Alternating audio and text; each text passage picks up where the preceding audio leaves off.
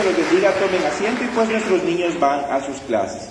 El título del mensaje es Hombre de verdad, un hombre muy bendecido, muy bendecido. Nuestros niños van a sus clases y los que estamos aquí pues vamos a escuchar la palabra de Dios. Sin más, desde este punto damos inicio a la predicación que el Señor, creo yo, ha puesto en mi corazón para compartir con ustedes. Cuando yo leo esto, ¿sabe qué salta a mi mente? Mire, yo cuando leo la Biblia, yo digo, a mí me gustaría entender qué es esto. ¿A qué se refiere la Biblia con un hombre de verdad? Mire, hay mucha gente que puede tener distintos conceptos sobre lo que es un hombre, una mujer de verdad. Tal vez, si yo preguntara, alguien diría, para mí un hombre de verdad es alguien que mantiene su palabra. Alguien que dice es blanco y es blanco. Y pues sí, podría ser una característica válida. Otro podría decir, para mí un hombre de verdad, una mujer de verdad, es esa persona que está conmigo en las buenas y en las malas. Es alguien que me apoya, es alguien que está a mi lado. Y sí, me gusta también esa definición. Me gusta alguien que está en las buenas y en las malas contigo. Otra persona podría decir, me gusta hacer trato con esa persona porque es alguien honesto para hacer negocios. Mira, anda a ese lugar que ahí hay un hombre de verdad, una mujer de verdad, es honesto para hacer negocios. También es algo bueno. Otra persona podría decir, yo creo que un hombre de verdad es un hombre fiel. Una mujer de verdad es una mujer fiel. Y todas esas características me parecen buenas. Yo también creo que estas características sumadas nos dan un hombre de verdad, una mujer de verdad. Pero vamos en esta mañana a ver dónde más se ocupa esa palabra de verdad. Para que nosotros entendamos cuando la Biblia dice que un hombre de verdad tendrá muchas bendiciones, entender bien qué quiere decir. ¿Qué quiere decir con un hombre de verdad? Porque ¿cuántos quieren tener aquí muchas bendiciones? Yo quiero tener muchas bendiciones, pero muchas, sí, bastantes. Me encanta eso, porque dice la Biblia que la bendición de Dios es la que te enriquece y no añade tristeza con ella. O sea, Dios no bendice de una forma en la cual tu cuenta bancaria solamente se va a llenar y tu corazón va a estar vacío. No, Dios dice que tú vas a tener un contentamiento, una alegría de vivir con Él. Entonces, ahora sí yo quiero entender cómo es un hombre de verdad, cómo es una mujer de verdad. Esta palabra, verdad, se pronuncia así o se escribe así, emuná, emuná, en el hebreo original, cuando escribieron de verdad está escrito emuná. ¿Y dónde aparece esta palabra emuná? ¿Dónde más asoma para yo ir entendiendo? A ver, ¿qué quiere decir con eso de verdad? Mire, aparece en el libro de Éxodo, capítulo 17, verso 12. Usted solamente escuche, me dice así, y hubo en sus manos firmeza hasta que se puso el sol. La palabra firmeza es traducida como emuná. Qué extraño, mire. Acá dice un hombre de verdad, un hombre de emuná. Y acá dice hubo firmeza. Entonces la Biblia dice que un hombre de verdad es un hombre firme. ¿Y cómo es eso? A ver, ¿qué quiere decir eso? Vamos a entenderlo hoy día bien bonito, ¿verdad? Había una batalla entre el pueblo de Dios y unos perversos, unos llamados amalecitas, del pueblo de Amalec. Y la batalla estaba bastante pareja, pero había un factor que estaba inclinando la balanza hacia el pueblo de Dios. ¿Qué quiere decir? Que el pueblo de Dios, gracias a este factor, estaba ganando. ¿Cuál era el factor? Que había un líder puesto por Dios que tenía hecho esto, hacía esto, mis hermanos. Alzaba las manos. ¿Quién sabe el nombre de esa persona? Por ahí lo escuché, Moisés. Moisés estaba viendo desde un lugar alto la batalla y sucedía esto. Él alzaba sus manos y el pueblo de Dios iba ganando. Pero aquí hay un problema. Moisés ya tenía su edad. Ya había avanzado en años. Y cualquier persona, usted mismo, tenga sus manos levantadas 2, 3 minutos y verá que se va a cansar. Se va a cansar. El asunto es que Moisés, pues, se cansó y empezó a bajar las manos. Cuando él empieza a bajar las manos, dos acompañantes que estaban con él, Aarón y Hur, se dan cuenta, oye mira, cuando Moisés baja la mano, esos perversos empiezan a ganar terreno. Y empezaban a ganar en el campo de batalla los otros. Así que dijeron Aarón y Hur, hagamos algo, ayudemos a Moisés, levantémosle las manos. Entonces se pone uno en un lado, otro en el otro lado y levantan sus manos. Y allí dice, y hubo en sus manos firmeza hasta que se puso el sol. Emuná. ¿Quién es un hombre de verdad?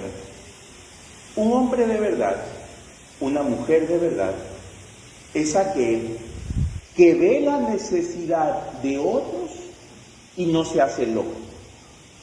Aarón y Hur estaban allí con él y se dieron cuenta que a menos de que Moisés mantenga las manos arriba, iban a perder.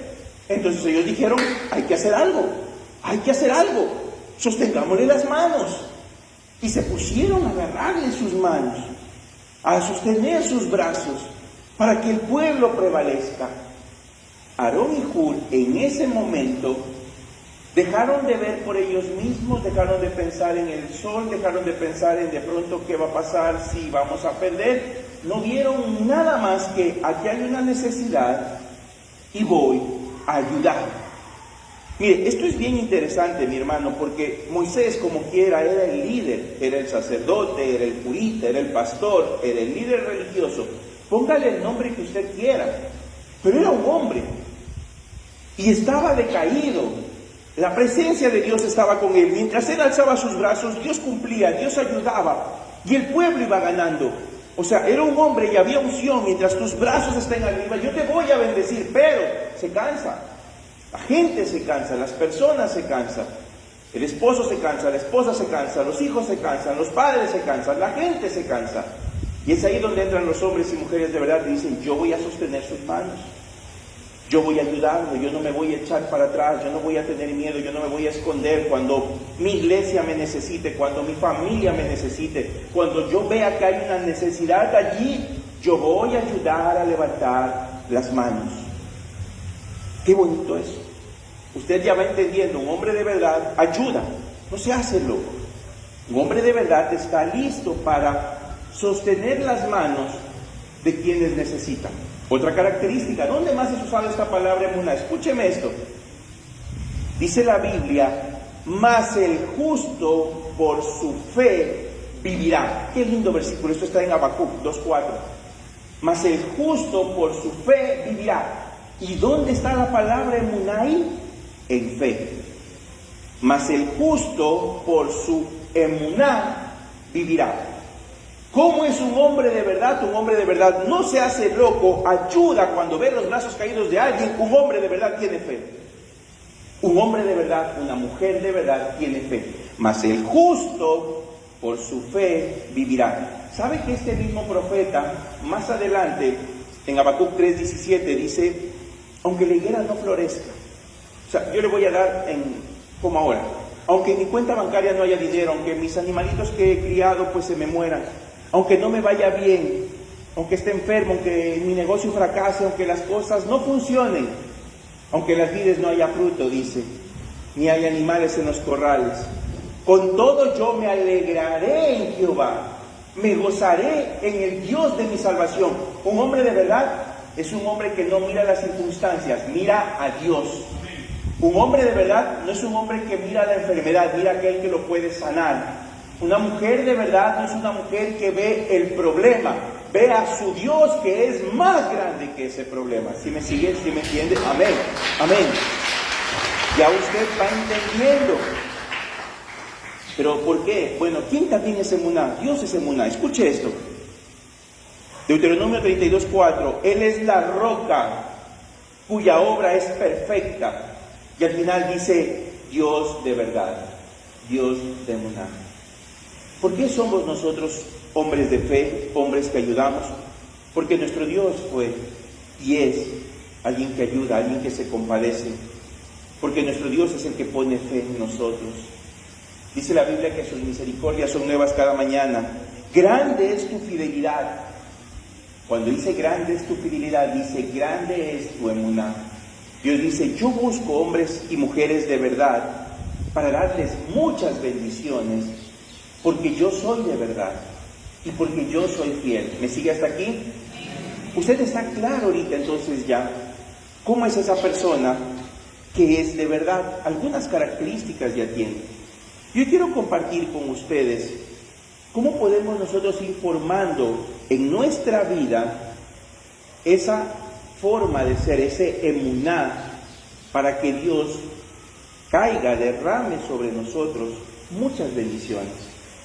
Y esto lo hemos visto en Proverbios. Les escribí anoche, estamos llegando ya a la parte final de Proverbios, y hay grandes verdades aquí, mi hermano. Y hoy vamos a compartir cómo yo puedo ser ese hombre, esa mujer de verdad para tener muchas bendiciones. ¿Cómo hago que yo, cuando veo una necesidad, levante las manos del que está caído? ¿Cómo hago yo para vivir por mi fe y no por las circunstancias, para confiar en el Dios que renueva todas sus misericordias cada día? ¿Cómo hago? Vamos a verlo. Un hombre, una mujer de verdad no negocia con la necedad, no negocia. Le cuento una historia. Yo tenía 19 años cuando el Señor me abrió una puerta muy grande y tuve la oportunidad pues de trabajar en una empresa como jefe. Yo era jefe allí, estaba a mi cargo como unas 50, 60 personas. Y yo pues era joven, un joven pues le gusta hacer amigos. Así que yo tenía ahí un muy buen amigo. Era la persona que estaba encargada de bodega. Él era un muy buen amigo mío. Cuando digo buen amigo era que yo llegaba, digamos, de las clases, en la noche yo estudiaba en la universidad, y nos íbamos con él a comer un asado, alguna cosa. Cuando había un partido de fútbol lo veíamos juntos. Él era mi amigo, era un buen amigo. Me llevaba bastante bien con él, y pues yo también estaba solo. Yo había ido recién de Santo Domingo hacia otra ciudad, no vivía con mis padres, no vivía con nadie, así que pues había encontrado un buen amigo. Pero pues a mí me enseñaron a trabajar. Y una de las cosas que me decían es, mira, cuando veas la bodega casi vacía, ahí tienes que hacer un arqueo porque es más fácil. ¿Qué quiere decir? Verá, nosotros teníamos una bodega donde yo trabajaba, que era, digamos, de unas 10,000 jabas de cerveza. Yo vendía cerveza y no era cristiano. Trabajaba en una empresa que vendía este producto. Y siempre había 7,000 jabas, 8,000 jabas, 9,000 jabas de saldo. O sea, era un saldo grande y 2,000 o 3,000 jabas vacías.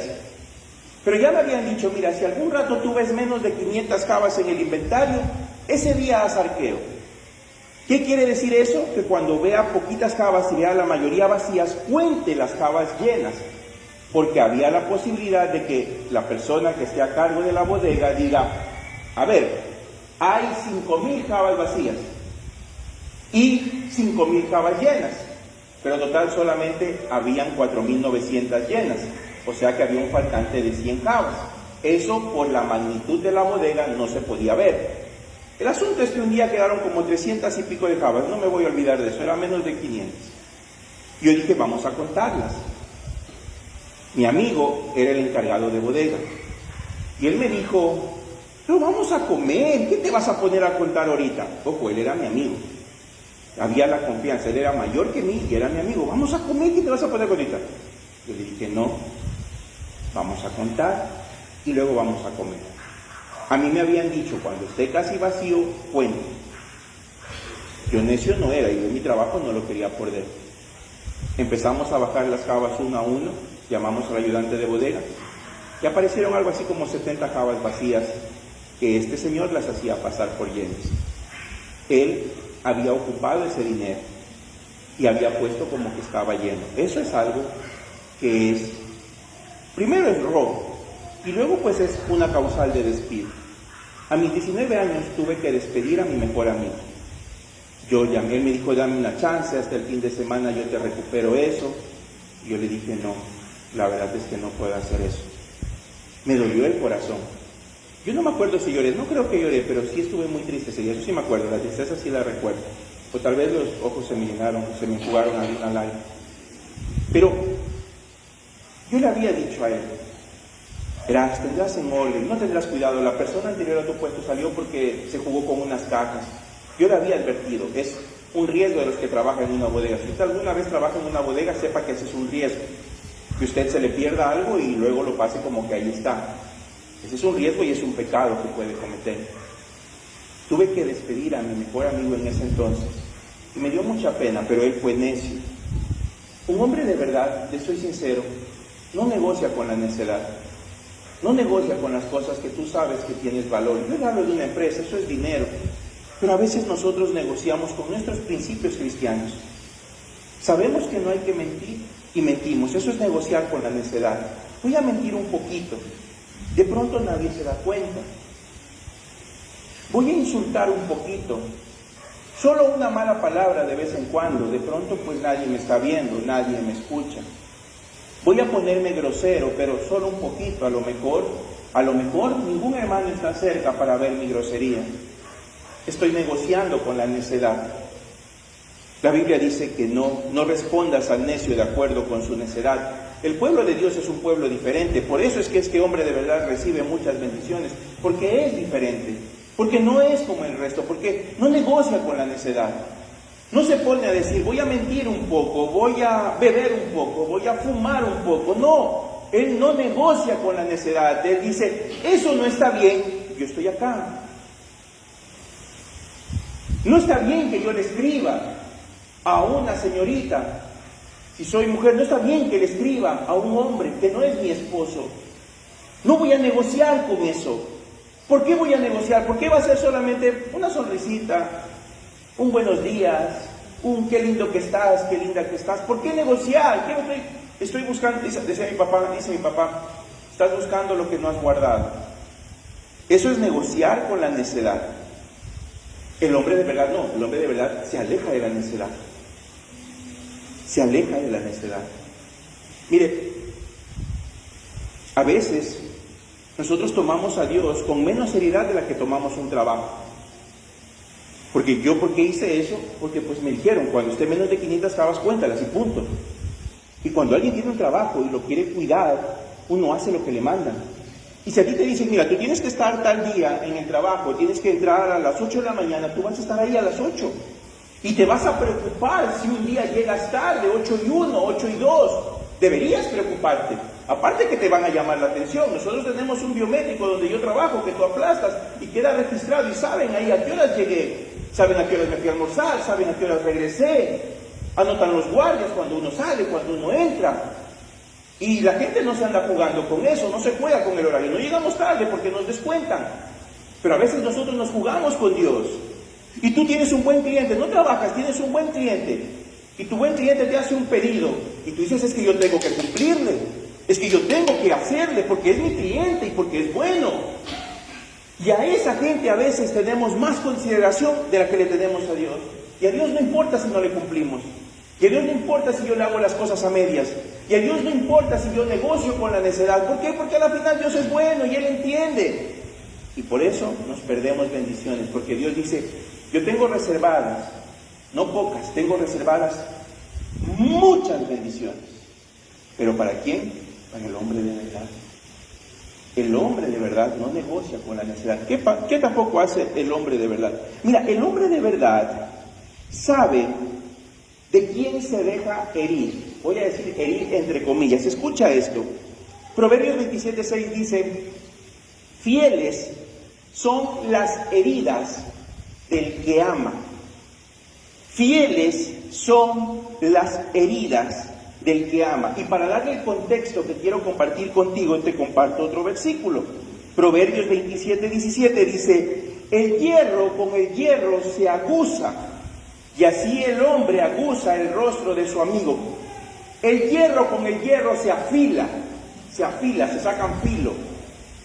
El hombre se saca filo, se vuelve mejor hombre con el rostro de su amigo. Lo que está diciendo aquí es que hay un tipo de personas que te puede decir, mira, tú estás haciendo mal en esto. Y tú tienes que escuchar, ¿saben? Qué peligroso que es cuando solamente yo creo en que mi opinión es la única que vale.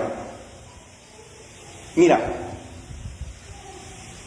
cuando nosotros acudimos a los caminos de Cristo, te vas a encontrar con un predicador, alguien que te da consejos y te dice, mira, así debes vivir. Pero el predicador cumple Su función cuando ora por ti, cuando prepara un bosquejo, cuando hace diapositivas. En este momento hay un problema con Unifocus, pero ustedes saben que normalmente pues se hacen las diapositivas. Y en ese momento el predicador entrega lo que buenamente, en medio de sus dificultades, de sus propias luchas, en medio de lo que él también está pasando, quiere Dios poner en el corazón de su pueblo. Ahí está alguien dispuesto a sacarte filo, a mejorar. Pero depende que la otra persona llegue al encuentro y se deje afilar para que mejore. Para que mejore. ¿A quién le has dado tu autoridad en tu vida para que te pueda corregir? Piensa eso. Piensa eso. A veces nosotros, nuestra esposita nos dice algo y nos ponemos bravos, los varones casados. Te quiere corregir y te pones bravo. No estás queriendo mejorar. A veces alguien te dice, mira, ¿sabes qué? Deberías hacer esto. Desde aquí mismo Dios te da una palabra y tú no escuchas, no quieres hacer caso. No estás permitiendo que Dios te corrija. Y la Biblia dice, no es así. La Biblia dice que hay que afilarse. La Biblia dice que son fieles las heridas del que ama. O sea que hay un tipo de persona que quiere hacerte bien y no mal, pero se necesita encontrar personas dispuestas a eso. Te cuento otro caso. Unos 9 años más adelante, yo estaba trabajando ahora en otra empresa. Era jefe en una empresa automotriz, vendedora de carros. Y cuando yo llegué, la persona anterior había salido porque no podía controlar al grupo de vendedoras, se trabajaba ahí con chicas. Tal es el punto que había habido una pelea en la cual tuvieron que llamar al 911 porque 2 chicas estaban dando de puñetes. Así, eso pasó en verdad, eso me dijeron a mí cuando yo estaba yendo allá a trabajar. Me dijeron, verá cuidado, que allá están medias locas, te dan de puñetes, se quisieron asar un cuchillo, bueno, un drama que me pintaron. Ya, pues yo fui con eso en mi mente. Entonces yo llego y a la semana, 2 semanas, se me acerca una persona, una de las vendedoras, y me dice, yo quiero hablar con usted. Yo digo, claro, dígame, ¿por qué yo no puedo ocupar el primer escritorio? El asunto era así, digamos que aquí era la puerta de entrada y había un escritorio, 2 escritorios, 3 escritorios, 4 escritorios, 4 vendedores. O sea que el que entraba primero, la que estaba en el primer escritorio, tenía la facilidad de lanzarse pues y capturar el cliente, ¿sí me entienden? Y pues ellas trabajaban por comisión. Entonces, obviamente, la del primer lugar tenía una ventaja frente a la del último lugar. Era así. Y una persona dijo, y bueno, ¿y por qué yo no puedo estar allí?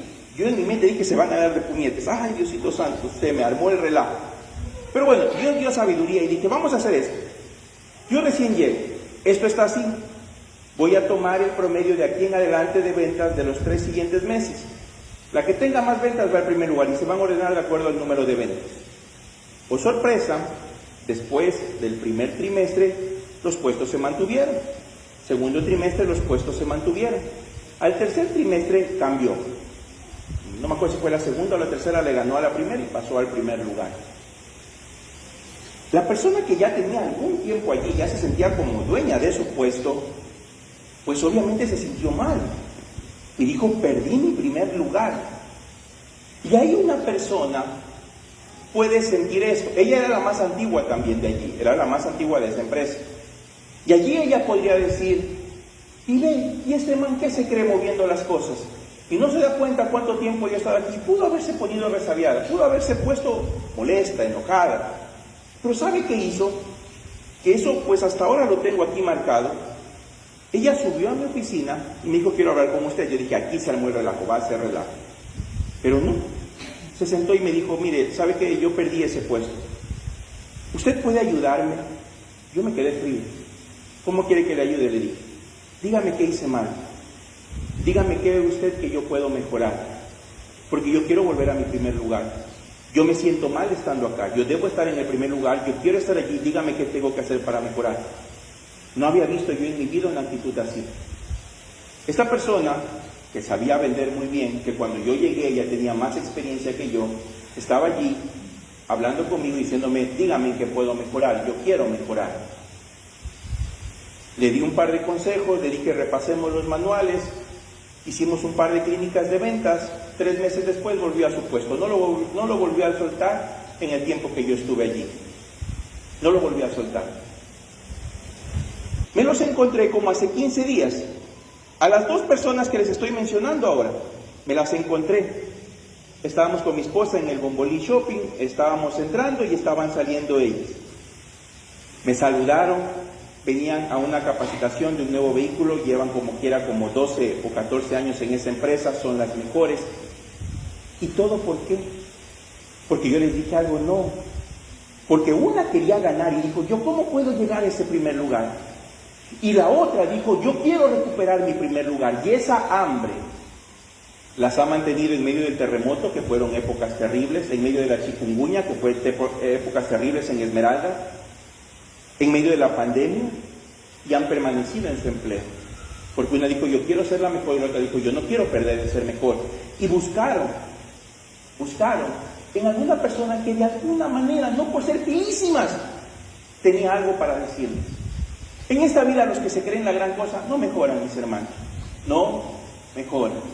La Biblia dice, el hierro con el hierro se aguza. Tú necesitas de otro hombre para mejorar. Necesitas de alguien que te diga, esto estás haciendo mal, esto puedes mejorar, esto debes eliminar, esto debes poner. Pero para eso alguien tiene que decir, oiga, reconozco que yo antes tenía el primer lugar, ahora no lo tengo, dígame cómo puedo mejorar. Ese corazón es un corazón enseñable. Pregúntese usted, ¿tiene un corazón enseñable? Usted puede irle a decir, Señor, pero dime qué tengo que hacer. Usted el sábado en la noche, antes de venir acá, podría orar y decirle, Señor, por favor, muéstrame mañana, ¿qué tengo que cambiar, Señor? Señor, dime, ¿cómo puedo yo ser una mejor persona, un mejor esposo, una mejor esposa, un mejor hijo? Señor, háblame mañana. Y yo le aseguro que aunque aquí, por errores, por fallas, porque somos humanos, porque no siempre nos salen bien las cosas, el mensaje de pronto no sea así, qué bruto, qué espectacular. Pero por el hambre que usted tiene, por las ganas que usted tiene, Dios no va a dejar esa hambre y esa sed sin ser satisfecha, sin ser saciada. Y Dios va a saciar el hambre y la sed de conocimiento, de santidad que usted tenga. Pero se necesita que alguien le diga a Dios, enséñame. Se necesita que usted le diga a otro hombre de Dios, a otra mujer de Dios, ora por mí, tengo esta debilidad, ayúdame, dime qué puedo hacer, estoy luchando con esto. Pero si no lo dice, pues nada, va a perder su asillo. El hombre de Dios no pierde un asiento, un primer asiento para vender. El hombre de Dios pierde su corona, eso dice la Biblia. Dice la Biblia eso. En Apocalipsis se habla sobre la iglesia que pierde su lugar en el candelero. Retén tu corona antes de que sea quitada. Nosotros tenemos más que perderte una silla. Tenemos una corona de vida que perder. ¿Por qué? Por no dejarnos enseñar. Porque nos dicen, haz esto y digo, no quiero, no lo voy a hacer. ¿Por qué lo haría? Que lo haga otro. Que otro ore, que otro sirva, que otro haga célula, que otro haga cualquier cosa, que otro. ¿Mucho por qué? Ese, lamentablemente, no se está dejando afilar. Tercero, ya vamos avanzando. El hombre de verdad, la mujer de verdad, es alguien capaz de gobernar su interior antes de querer controlar el exterior. La Biblia habla sobre esto, ¿sabe? La Biblia habla sobre la persona que, pues, quiere servir en la iglesia, debe primero aprender a gobernar bien su casa. Y también la Biblia dice, antes de gobernar tu casa, o sea, mira, es mejor que tú aprendas a dominarte a ti mismo antes que conquistar una ciudad. Eso lo vimos en Proverbios. Si tú quieres cambiar el mundo, a lo mejor te vas a dar cuenta que no puedes. No puedes. Pero ¿sabes qué sí puedes hacer? Empezar a cambiar tú mismo. Tú tienes un maestro que es espectacular, el mejor maestro que ha existido y que existirá, que es el Espíritu Santo de Dios.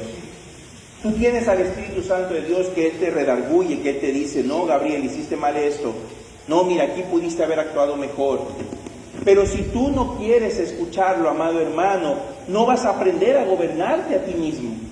Y si no puedes gobernarte a ti mismo, nada a tu alrededor va a cambiar. Van a seguir las cosas igualitas. ¿Vives en medio de pelea? Seguirás en medio de pelea. ¿Tienes problemas? para relacionarte con las demás personas, seguirás teniendo esos problemas. Tienes problemas, yo no sé, de índole financiero, de índole de salud. Y Dios te dice, mira, deberías hacer esto, deberías no ser tan sedentario, de pronto salir a caminar, yo no sé, alguna cosa. Pero tú no escoges hacer eso, vas a tener problemas. Porque no aprendes a gobernarte a ti mismo. ¿Cómo, mi hermano, queremos cambiar el mundo, o nuestro mundo, nuestra familia, si ni siquiera somos capaces de dominar nuestra lengüita? El hombre de verdad, la mujer de verdad, el que recibe muchas bendiciones, aprende a ejercitar el dominio propio en su vida, a gobernarse a sí mismo. ¿Cómo vamos a querer enseñar a nuestros hijos que oren si no oramos? ¿Cuántos quieren tener hijos que lleven una vida de oración buena? Amén, yo quiero eso. ¿Usted lleva una vida de oración buena? ¿Cuántos quieren que sus hijos escudriñen la palabra, que se metan en la Biblia y no salgan de allí hasta que hayan recibido una porción de Dios para su corazón? ¿Usted hace eso? ¿Cuántos quieren que su esposo o su esposa se vuelva un hombre, una mujer temeroso de Dios, recto, apartado del mal? ¿Usted ya hizo eso? Dice la Biblia, tú que dices que no hay que robar, robas. Tú que dices que no hay que adulterar, adulteras. Tú que dices que no hay que hacer tal cosa, la haces. La Biblia dice eso, la Biblia tiene medidito y clarito que hay un grupo de personas que quieren mandar a otras personas, pero ellos mismos no hacen caso. No seas así, mi hermano. No seas así. Enseña integridad en tu casa, en tu escuela, en tu colegio, donde estás. Jóvenes que están aquí, ustedes, si son cristianos, demuestren que son cristianos donde están, jovencitos. Porque Dios ve esas cosas y yo quiero que ustedes sean bendecidos. Todos en sus trabajos, en sus negocios, demuestren a Cristo. Porque ese es el hombre de verdad. Pero ¿sabe qué? Y esta es la última. Esto lleva tiempo. Repita conmigo, tiempo. Tiempo. Vea, le cuento una historia de una plantita. Una plantita que se llama bambú. El bambú. No es muy gruesa, verá. Tiene entre 10, 15, máximo 20 centímetros de grosor. La historia del bambú es así. Présteme atención. Alguien planta un bambú y crece, digamos, en las primeras semanas, 5, 10, 12 centímetros. ¿Ya? Eso crece. 15 centímetros, digamos. Pasa un año. Voy a ver de qué tamaño está mi bambú. Los mismos 15 centímetros. Pasa 2 años. Voy a ver de qué tamaño está mi bambú. Los mismos 15 centímetros. Pasan 3 años, pasan 4 años. Los mismos 15 centímetros. Y uno que no sabe, de pronto podría decir, oye, por gusto, yo me embarqué, sembré un montón de ese bambú, van 4 años y sigue del mismo tamaño esa cosa. El mismo, no crece nada eso. En el 4º o 5º año, dependiendo de la variedad, sucede algo asombroso, asombroso. Empieza a crecer ese bambú 1 metro por día, escúcheme eso, 1 metro por día. Por día. Usted va una semana, 7 metros. Va la otra semana, 14 metros. Llegan a 20, 30 metros. Es decir, se multiplican por 100 en un plazo no mayor a 2 meses. ¿Cómo puede ser posible? Más de 4 años sin crecer. Y en par meses multiplica por 100. ¿Sabe por qué? Y présteme atención que aquí está el punto clave que Dios quiere que te lleves en esta mañana. Durante ese tiempo que la gente no veía, que yo iba a ver mi plantita y la veía del mismo tamaño, algo maravilloso estaba sucediendo. Esas raíces estaban profundizando, estaba ganando terreno. Y a lo mejor la gente de afuera lo veía del mismo tamaño, pero el bambú no era el mismo. Sus raíces eran distintas. Él estaba madurando, ella estaba madurando. Y de un momento a otro se fue. ¿Por qué? Porque él pasó su proceso. Él tomó su tiempo.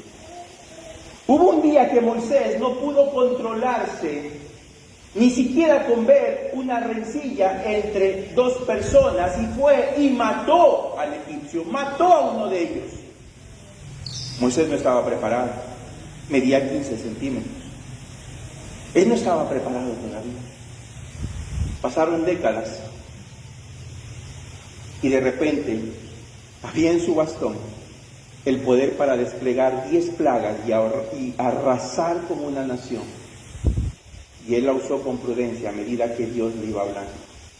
Y hubo otra vez en la cual el Señor quiso arrasar con toda una nación que estaba hablando mal de Moisés. Ese Moisés que un día no supo tener dominio propio en la pelea de otros, pero cuando fue procesado por Dios fue capaz de interceder por aquellos que le estaban haciendo daño a él, que estaban hablando mal de él. Y lo veían tal vez, y lo veían a Moisés más viejo. A lo mejor estaba ya un poco más encorvado. En esa pelea ni siquiera pudo tener las manos levantadas, pero había algo distinto. Él había sido procesado por Dios. Mira, tal vez tú vas en tu primer año, en tu segundo año, en tu tercer año del bambú espiritual, y tú dices, pero siento que aún no cambio. Pero tú estás orando, tú estás leyendo la Biblia, tú te estás congregando fielmente a la iglesia. Dios está trabajando en tu vida, mi hermano. Dios está trabajando en tu vida.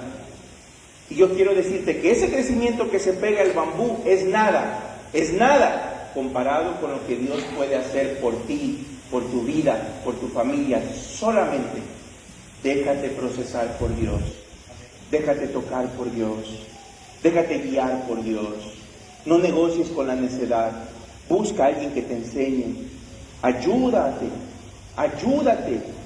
La Biblia dice que nosotros como cristianos tenemos que cuidar nuestra salvación con temor y temblor. No dice yo voy a cuidar tu salvación con temor y temblor. Dios dice tú tienes que ver tu salvación con temor y temblor. Amado hermano, no importa cuánto tiempo has pasado, de verdad, no importa, mira el bambú, pero tu crecimiento está a la vuelta de la esquina. Yo lo creo para tu vida, para tu familia, para tu ministerio, porque así es Dios.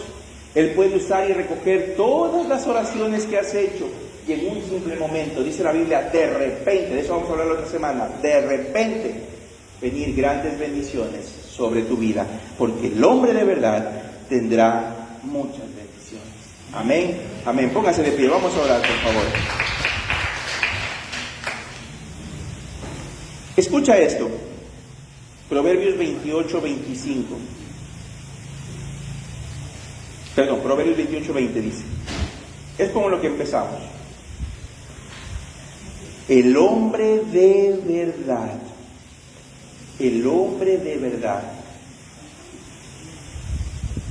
tendrá muchas bendiciones. Empecé en el primer versículo de la mañana diciendo esto y cierro con esto. Hay un hombre, hay una mujer a la cual Dios tiene reservada no pocas, muchas bendiciones. Así como el bambú crece mucho, no poco, crece mucho, muy poquito tiempo. Así Dios tiene bendiciones que tú ni te imaginas, pero tienes que confiar en Él. Vamos a orar. Padre, en el nombre de Jesús, te doy gracias, Señor, por este tiempo. Mi alma se regocija, Señor, en ti. Yo creo, Señor, firmemente en que tú obras, en que tú mueves, Señor, el corazón de las personas. Yo creo, Señor, en que tú haces una obra maravillosa en este momento, en el corazón que confía en ti. Señor, yo no creo que sea coincidencia que hoy todos, Señor, pudiendo haber escogido otro camino, quizás quedarnos descansando, quizás ir a algún río, hayamos tomado la decisión de venir acá. Creo que tus cuerdas de amor nos atrajeron a este lugar. Y yo oro, Señor, porque en este momento, mi Dios, cada uno de nosotros pueda percibir, sentir ese amor incondicional con el que nos amas. Pero también te ruego, Señor, porque dejemos la necedad a un lado, no negociemos con ella. También te ruego, Señor, porque podamos nosotros ser como ese hombre, esa mujer de verdad, que confía en el Señor. El justo por la fe vivirá. Oh Señor, te doy gracias. Bendigo a mis hermanos, bendigo este tiempo tan maravilloso que nos has entregado. Bendigo también la actividad que va a tener Escuela Bíblica a continuación, que creo yo va a ser de gran bendición para todos. Y todo esto lo hacemos en el nombre de Cristo Jesús. Amén y amén. Denle un aplauso.